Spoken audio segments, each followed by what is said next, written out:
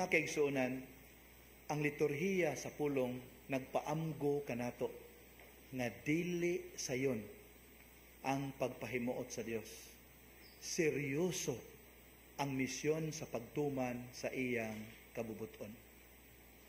Busa angay tang mangutana, unsa man di ay mga tahas nga naglangkob sa pagka-matinud-anon sa Dios. Kung ang unang pagbasa mo'y atong pasultihon, kita tambagan ni ini nga kinahanglang magmasaligon ta sa Dios. Bisag unsa pay mahitabo. Taliwala sa mga kalisdanan, magmasaligon ta kaniya.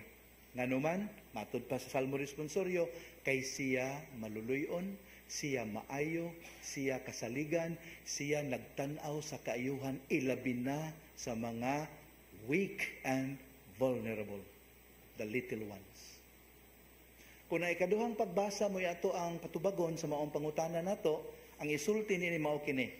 Kung gusto ta nga makapahimuot sa Dios, kinahanglan ang atong pagtuo kaniya ipakita diha sa buhat.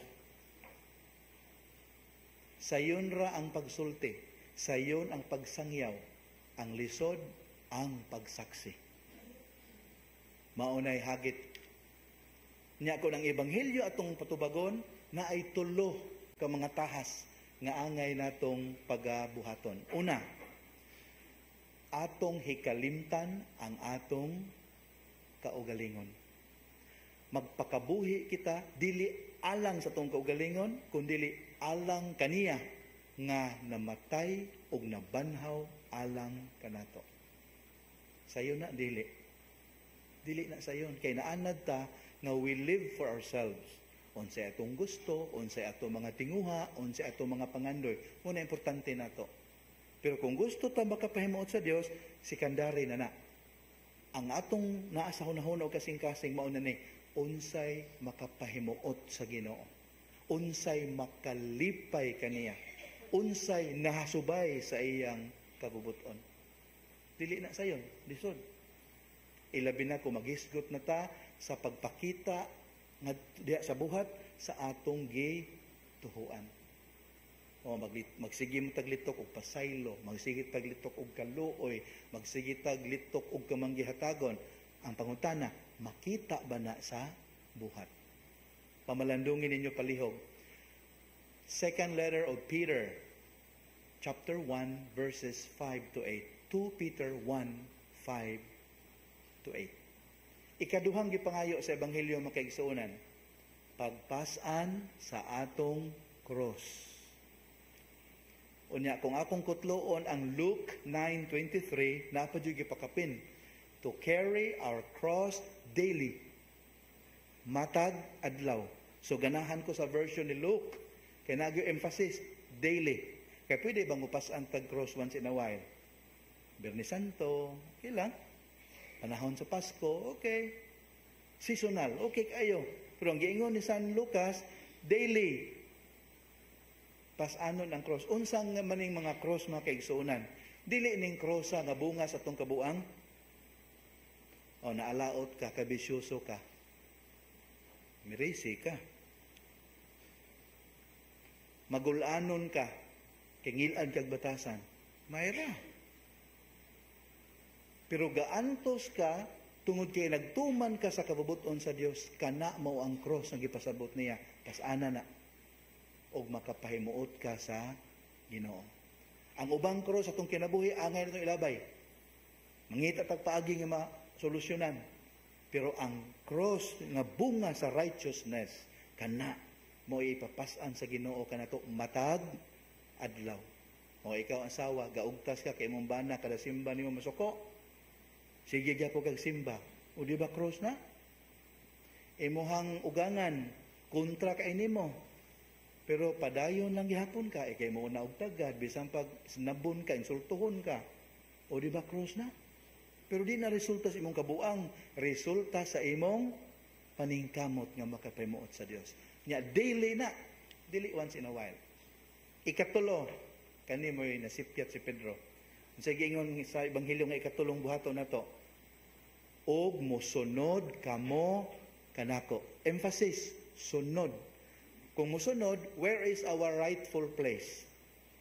Correct, behind Jesus, not in front of Him. Mo ni gihimong Pedro. Nangahas siya to be in front of Jesus, telling Him what to do, telling Him not what to do. Mauna nga si Pedro unta, imbes kuan ka ng top of the class, kaya mo rin nakatubag sa hustong pangutana. Top of the class unta, nikalit lang nga kinaiwitan. Kay gihingan lang na hinuon og satanas. Kala ko yung hinumduman sugilanon makigsunan, di ako naman naghigala si Sherlock o si John. Nya nakadesider sila nga magkuan sila kanang mag-camping. Nya overnight sila dito, natug sila ginamit ang ilahang tent. Takulahaw lang gipukaw ni Sherlock si John. Og giingnan, "Hoy, mata. Hangad ra.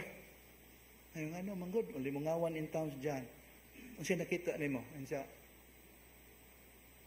Pangano aw langit. Kunya, ang sa may kahulugan ni ana, mingon des John makaigsuunan, astronomically, it means there are millions of galaxies and possibly billions of planets. Theologically speaking, God is great. We are small and insignificant. Meteorologically speaking, murag maayo ang panahon ugma. Gidapog siya ni Sherlock o giingnan, "Hoy, pahing. Kanawa o, gikawat ang atong tent, naghanan nimong tabi diha oy." Baunas Pedro makaigsuunan, kahibaw siya sa hustong tubag, ikaw mao ang Mesiyas. Pero sipyat siya, wa niya makita ang implications niini sa inadlaw-adlaw nga pagkinabuhi. Mao na kita sayod man tadas itong pagtulunan, sa itong pagkakatoliko, sa mga kasuguan, sayod ta. Pero sama ni Pedro usahay, we don't know our place in the scheme of things. Why? Kay wa na to pamalandungi unsay kahulugan o unsay gipangayo sa maong mga pagtulunan. But a few moments from now, inikalawat na to atong hangyoon ang Ginoo.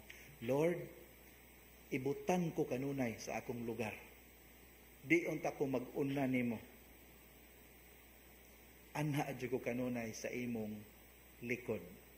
Magsunod sa imong mga lakang, magsunod sa imong mga panigingnan.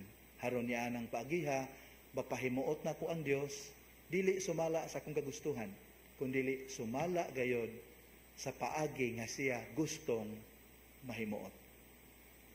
Amen.